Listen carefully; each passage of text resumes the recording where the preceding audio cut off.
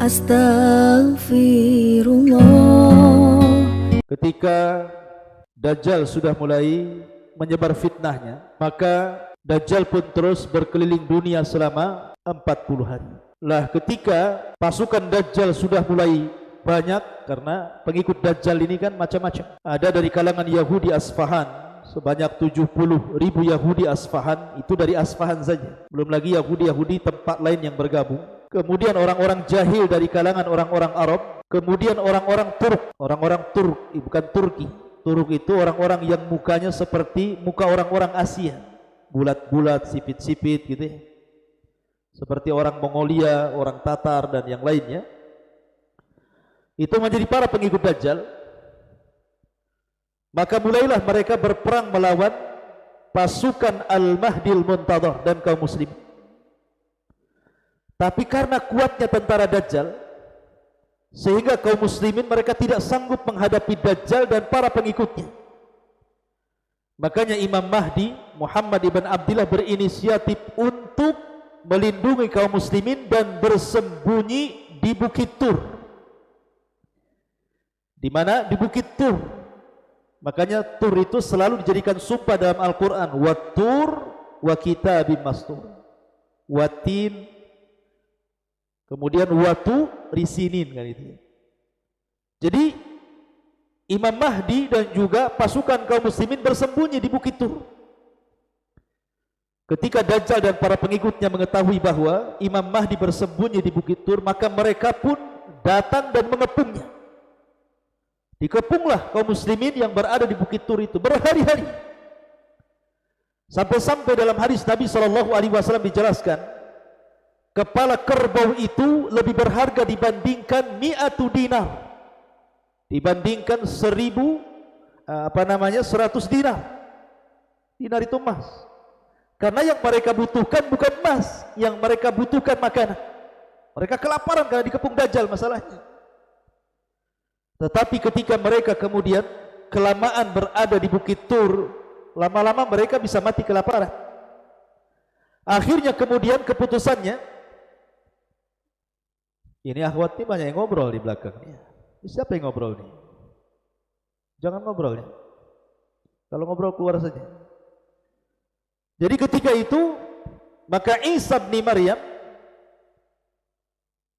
belum turun, karena ketika itu kaum muslimin dipimpin oleh Imam Mahdil Muntadhar.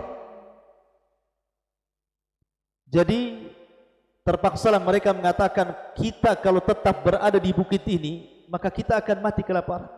Daripada mati kelaparan, lebih baik kita jihad, walaupun kita harus mati di tangan Dajjal dan para pengikutnya, itu lebih mulia dibandingkan mati kelaparan. Makanya kemudian Imam Mahdi berinisiatif bahwa besok setelah sholat fajar kita akan bergerak ke bawah, apapun yang terjadi. Maka mereka pun di malam hari mereka tidur dengan nyenyak sekali untuk mempersiapkan peperangan besok. Ketika datang di waktu fajar, maka salah seorang di antara mereka pun azan. Setelah azan sebelum qomat, tiba-tiba langit gelap. Bahkan seseorang tidak bisa melihat telapak tangannya saking gelapnya. Ya. Lah ketika itu tiba-tiba melihat ke langit, ada cahaya dari langit keluar. Rupanya Isa bin Maryam turun diapit dengan 2 malaikat, di mana rambutnya basah seperti habis mandi, dan dia memiliki nafas sejauh mata memandang, yang kalau terkena orang kafir langsung mati orang kafir. Jadi turunlah Isa bin Maryam dan menemui kaum muslimin yang ada di Bukit Tur sebelum qomat. Lah kaum muslimin yang ada di Bukit Tur tahu bahwa Isa bin Maryam telah turun karena membaca hadis-hadis Nabi SAW dan ciri-cirinya. Makanya Imam Mahdi kemudian mempersilahkan, setelah kemudian dikomatkan, maka Imam Mahdi meminta Isa untuk menjadi imam. Taqaddam ya ruhallah, majulah wahai ruh Allah, jadilah imam untuk kami. Tetapi Isa bin Maryam menolak dan mengatakan, setiap kaum punya amir, aku tidak layak, kaulah yang menjadi imam, aku yang menjadi makmum. Dari sini maka Isa mengikuti syariat Nabi SAW, dia tidak jadi imam. Takrimatullah ala hadil ummah, sebagai kemuliaan dari Allah untuk umat Islam, bahwa umat Islam tidak boleh disolati kecuali oleh orang Islam.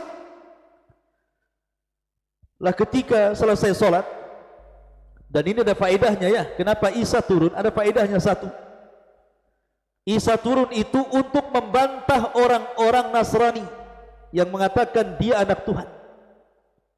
Kalau memang dia anak Tuhan, atau dia satu di antara tiga Tuhan, atau dia Tuhan, kenapa dia sholat di belakang Imam Mahdi? Bukankah Tuhan disembah, bukan nyembah? Yang kedua, membantah orang-orang Yahudi yang mengatakan sudah membunuh Isa bin Maryam. Maka Isa mengatakan, aku masih hidup, aku tidak dibunuh, aku tidak disalib. Dan sebagai bentuk pengabulan doa Isa bin Maryam untuk berjumpa dengan Nabi akhir zaman, dan Allah kabulkan dia berjumpa dengan Rasul dalam peristiwa Isra Mi'raj di langit kedua, di mana Rasul berjumpa dengan Isa dan Yahya di langit kedua. Itu faedah kenapa Isa turun ke bumi. Ma'asyiral muslimin wal muslimat, santri ikhwan dan akhwat yang dimuliakan Allah Azza wa Jalla. Lah setelah kemudian selesai solat, maka Isa membariskan pasukan kaum muslimin yang siap bertempur. Lah ketika itu Isa mengusap wajah-wajah para pasukan. Dan Isa menyebutkan kedudukan mereka di sorga. Subhanallah, tidak ada manusia yang lebih bahagia kala itu di permukaan bumi kecuali orang-orang yang diusap wajahnya oleh Isa. Kenapa? Karena bukan dijanjikan masuk sorga, tapi dijanjikan derajat mereka di sorga. Artinya mereka pasti masuk sorga. Kemudian Isa mengatakan kepada pasukan dengan tiga pilihan. Kata Isa, kalian tidak perlu turun memerangi Dajjal dan para pengikutnya. Cukup aku akan berdoa untuk dibangkitkan pasukan yang bukan kalian. Pasukan itu yang menghancurkan Dajjal dan para pengikutnya. Dua, atau aku berdoa kepada Allah agar diturunkan bencana kepada Dajjal dan para pengikutnya, biarlah Allah yang menghancurkannya. Atau tiga, kita berperang, aku yang akan memimpin kalian, dan aku jamin pasukan Dajjal tidak akan mampu mengangkat pedang mereka, sehingga kau tinggal tebas saja. Milih yang mana? Maka kata pasukan Imam Mahdi, kami memilih yang ketiga, kami ingin perang. Akhirnya kemudian turunlah pasukan Al-Mahdi dipimpin oleh Isa dan Imam Mahdi, turun dari Bukit Tur. Mereka pun berperang habis-habisan melawan tentara Dajjal yang sudah dilemahkan oleh Allah Subhanahu wa taala. Melihat Dajjal bahwa ada Isa bin Maryam di tengah-tengah pasukan Imam Mahdi, maka Dajjal pun lari ketakutan. Maka dikejar oleh Isa bin Maryam ke barat, ke timur ya, sampai akhirnya tidak ada tempat lari kecuali ke Babil Lud yang ada di Israel. Maka Dajjal pun lari ke Babil Lud. Maka ketika kemudian Isa bin Maryam mengejar Dajjal sampai ke Babil Lud, maka Dajjal seperti garam yang dimasukkan ke dalam air meleleh. Maka Isa bin Maryam pun mengambil tombaknya dan mengatakan, kali ini kau tidak akan meleset. Maka Isa pun kemudian menombakkan di lehernya sehingga terpisah kepala dan badannya. Ketika melihat Dajjal sudah mati, kepalanya sudah di tangan Isa bin Maryam, dan diperlihatkan kepada pasukannya yang begitu banyak, semua ketakutan karena orang yang dianggap Tuhan selama ini meninggal dunia, sehingga mereka ketakutan, sehingga kaum muslimin tinggal nembas saja, sehingga mereka banyak yang lari tunggang langgang, tidak sanggup melawan tentara Imam Mahdi. Sebagian mereka sembunyi di batu. Di sini Allah takdirkan batu bisa bicara. Hei muslim, ini loh orang kafir di belakang saya, bunuh dia, kata. Sembunyi di mana saja, di balik pohon-pohon bicara. Kata pohon, hei mukmin, ini orang Yahudi di belakang saya, bantai dia. Semua mau sembunyi di tong sekalipun kan. Tong bisa bicara nanti. Tong kosong nyari bunyinya. Masyarul muslimin yang dimuliakan Allah Azza wa Jalla, intinya bahwa tidak ada tempat lari kecuali satu pohon yang enggak mau bicara, yang disebut dengan pohon Gharqad. Pohon Gharqad ini kayak cemara, tapi bukan cemara itu Gharqad, tidak. Modelnya kayak cemara. Nah, itulah yang akan melindungi orang-orang Yahudi yang bersembunyi di pohon itu.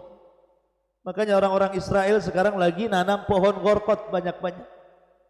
Pernah suatu ketika terjadi kebakaran, dikirimi layangan sama orang Palestina, dikasih api, masuk ke hutan Gorkot, terbakar semuanya. Ya.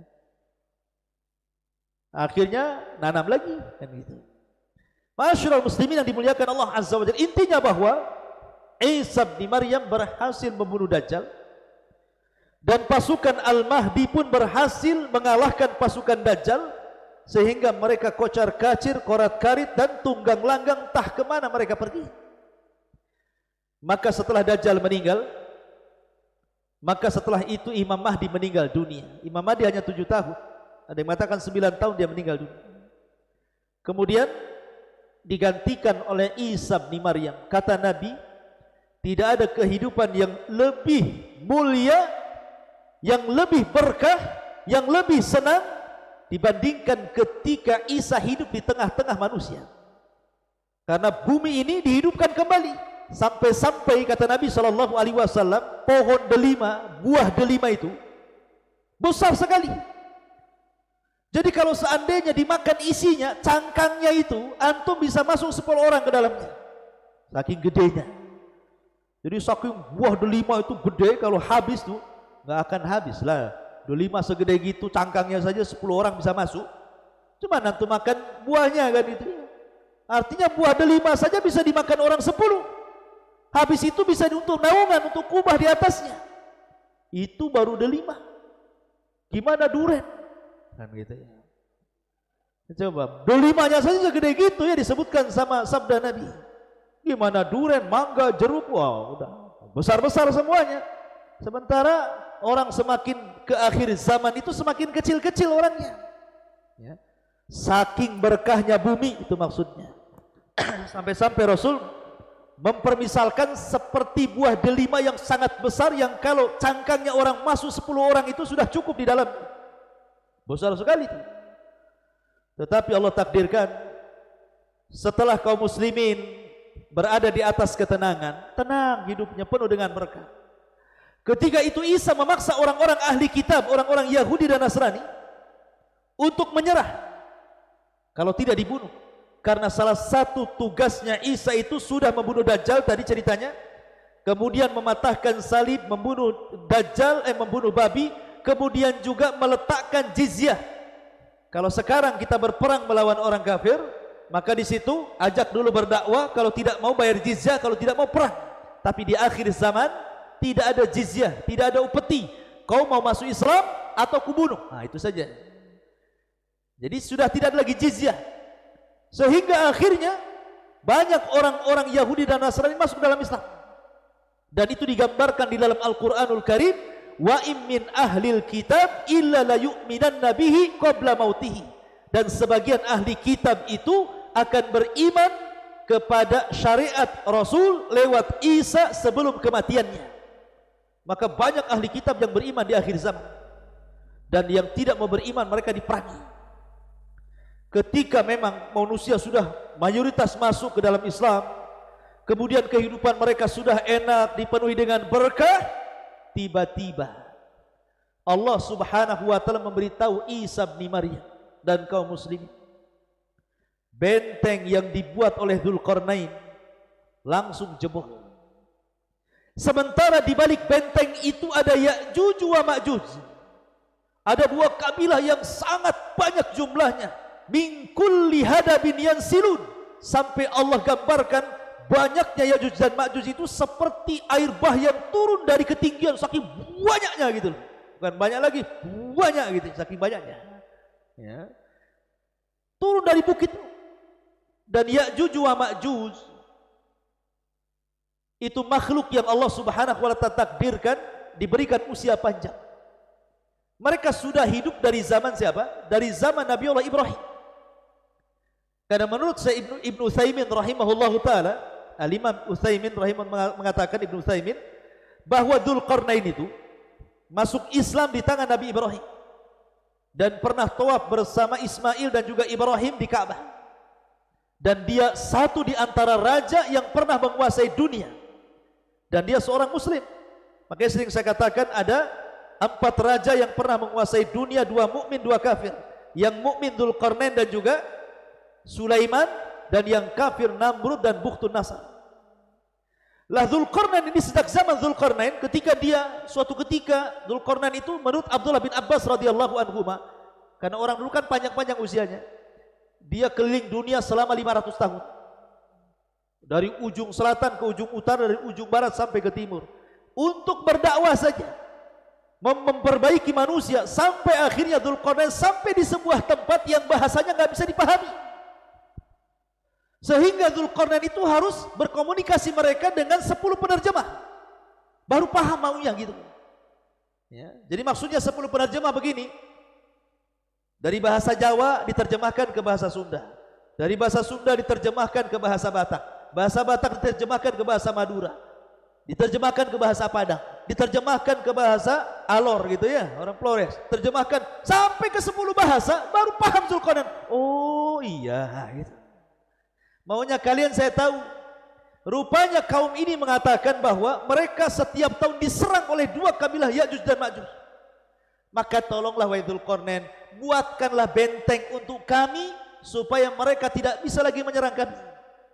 Maka oleh Dzulqarnain dibuatlah benteng di antara 2 bukit, setinggi bukit itu, dan Allah takdirkan Ya'juj dan Ma'juj tidak bisa keluar dari bukit itu. Karena di benteng, bentengnya di mana? Allahu a'lam. Ada yang mengatakan sebelah utara Cina, ada yang mengatakan itu bentengnya, benteng apa itu di Cina itu? Tembok, kan ada di Cina itu kan?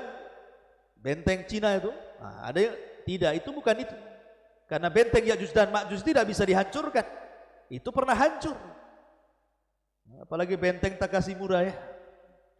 Ma'asyiral muslimin yang dimuliakan Allah Azza wa Jalla, intinya bahwa Ya'juj dan Ma'juj ini terkurung di benteng itu beratus-ratus tahun sejak zaman Nabi Ibrahim, dan akan dijebol bentengnya itu nanti di akhir zaman, di masa Isa bin Maryam sedang berada di atas kebaikan bersama kaum muslimin. Tiba-tiba Allah wahyukan kepada Isa bahwa benteng Ya'juj Ma'juj telah hancur dan keluarlah kabilah, 2 kabilah besar Ya'juj dan Ma'juj. Mereka tidak bisa diperangi dan tidak bisa dibunuh. Gimana caranya coba? Memerangi kaum yang tidak bisa diperangi dan tidak bisa dibunuh karena banyaknya. Berapa sih banyaknya? Kenapa mereka tidak bisa diperangi? 1 lawan 999.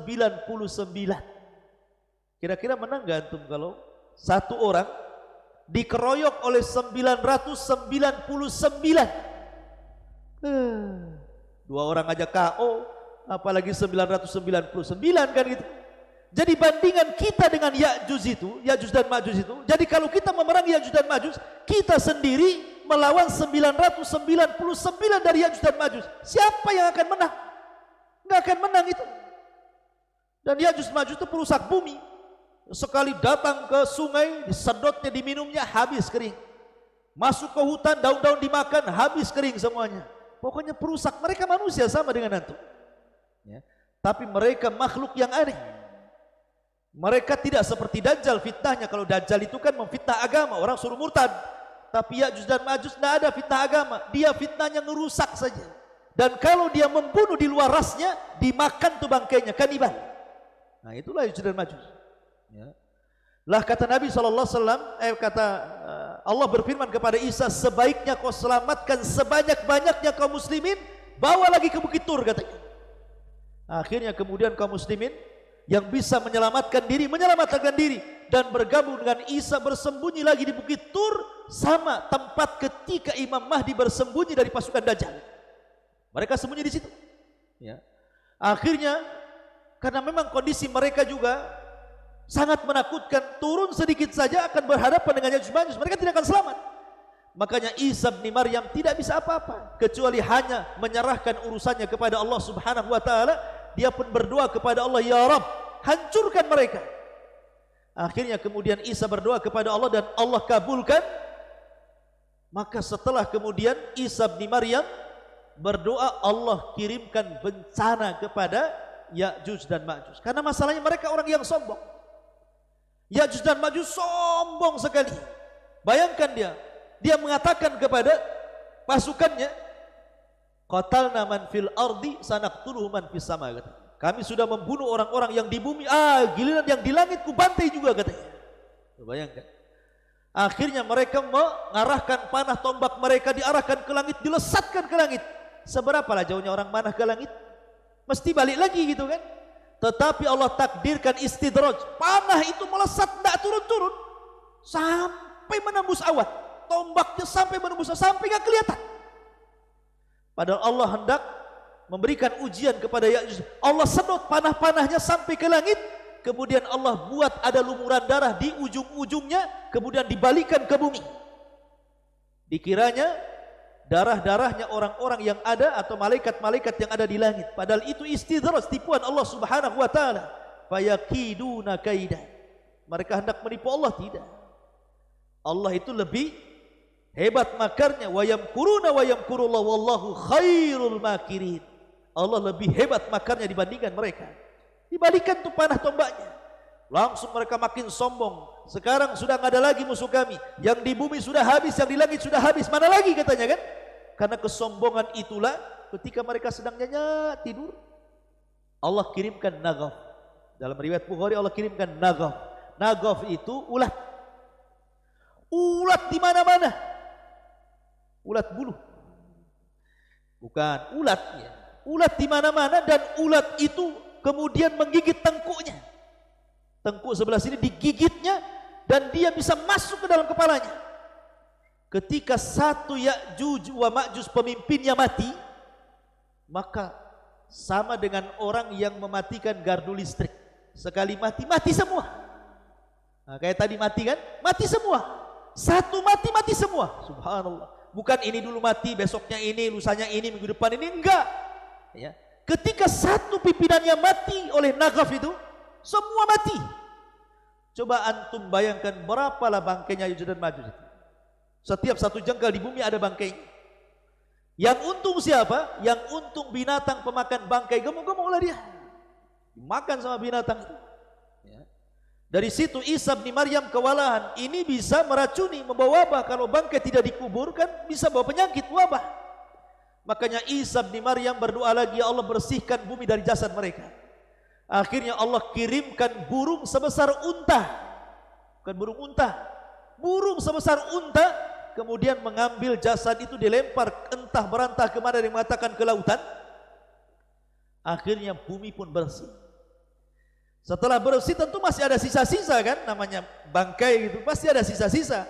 Maka Isa berdoa lagi. Akhirnya Allah turunkan hujan deras-derasnya. Satu bumi Allah turunkan hujan. Akhirnya hujan itu membawa sisa-sisa bangkai ke lautan. Kemudian bumi pun kembali subur.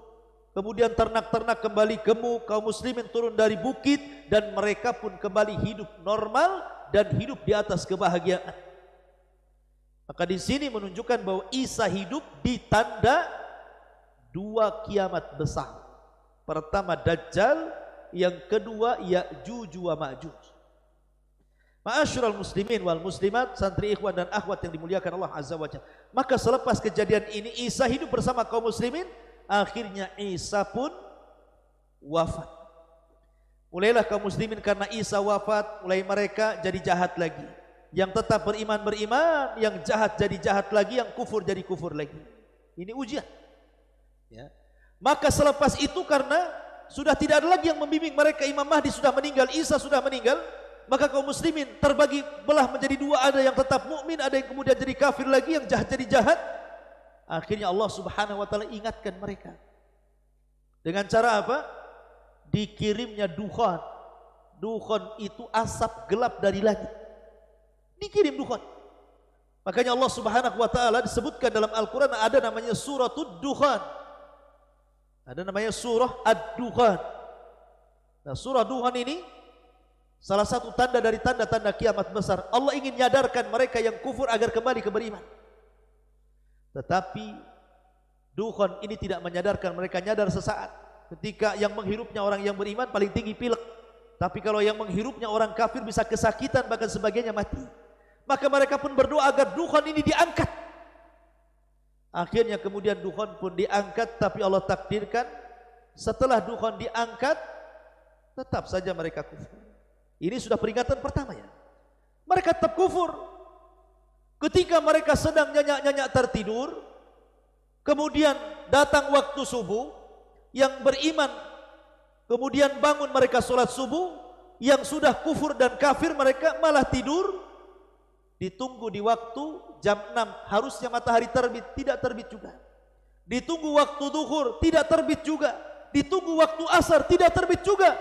Ditunggu waktu maghrib, harusnya matahari tenggelam, matahari muncul dari arah barat. Ketika matahari muncul dari arah barat, tidak ada satupun tobat manusia diterima. Karena tobat itu 2 syarat. Pertama, jangan sampai nyawa di tenggorokan. Yang kedua, jangan sampai terbitnya matahari dari arah barat.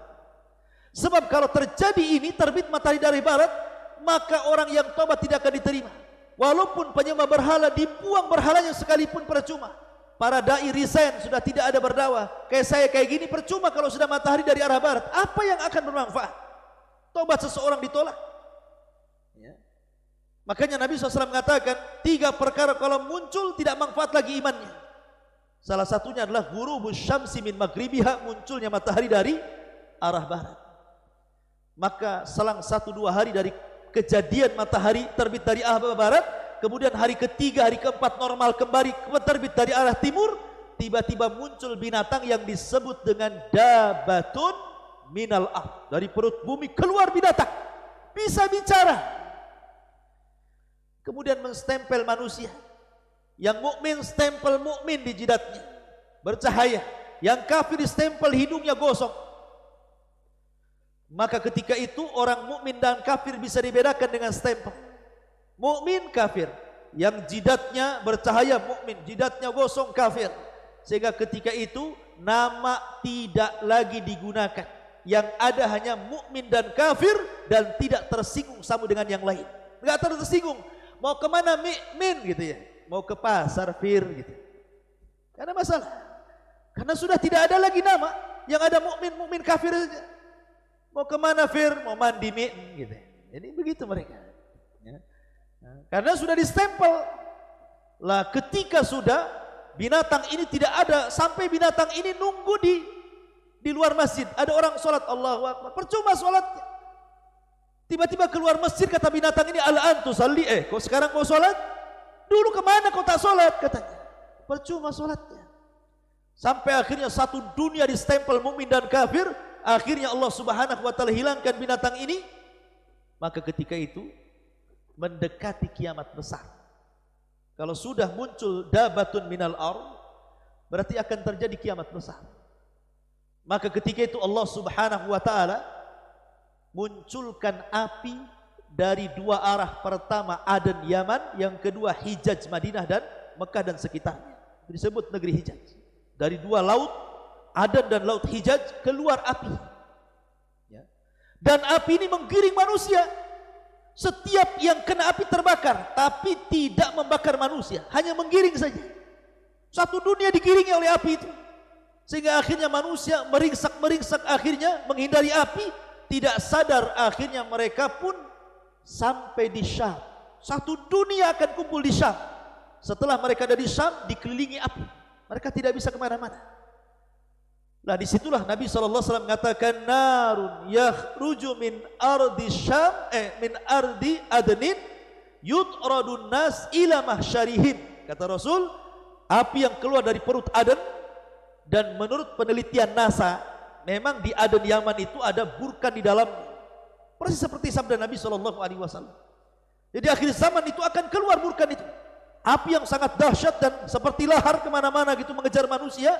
Sampai akhirnya mereka dikelilingi dan berada di Syam. Disitulah Allah kiamatkan manusia. Yang sebelumnya, sebelum ada api ini, Allah kirim angin dan mewafatkan setiap orang yang punya iman dalam hatinya walaupun sebiji dzarrah. Baru dikirimkan api, dikumpulkan manusia di Syam. Kata Nabi SAW, la taqumus sa'ah illa ala syiraril khalqi. Tidak tegak hari kiamat kecuali di atas seburuk-buruk manusia. Disinilah Allah Subhanahu wa ta'ala gempakan bumi. Idza zulzilatil ardu zilzalah. Disinilah Allah Subhanahu wa ta'ala jatuhkan bintang-bintang dari langit. Wa idzal kawakibun tatharat. Di sini Allah Subhanahu wa ta'ala lipat-lipat langit. Malaikat keluar Wa futihatis sama fakanat abwaba. Pintu-pintu langit dibuka, malaikat keluar semuanya karena langit mau digulung oleh Allah Subhanahu wa taala. Dan ketika itu Israfil meniupkan sangkakala pertamanya, maka terjadilah kiamat besar. Dan antara jarak Israfil tiupan pertama ke tiupan kedua itu 40 kata Abu Hurairah, tanpa menyebutkan 40 hari, 40 minggu, 40 bulan atau 40 tahun. Wallahu alam, kata Abu Hurairah. Yang jelas bahwa kiamat ini terjadi selama 40. Disitulah dihancur-hancurkan bumi. Sekarang antum bisa memandang lautan, tapi ketika kiamat kemana lautan pergi? Antum bisa memandang hutan-hutan Jabal Uhud yang begitu hijaunya gitu ya, walaupun sudah banyak ditebang di tengah-tengah. Nanti pada hari kiamat kemana tuh hutan-hutan sudah nggak ada. Antum bisa melihat malam-malam bintang yang bergelapan di atas langit dengan indahnya.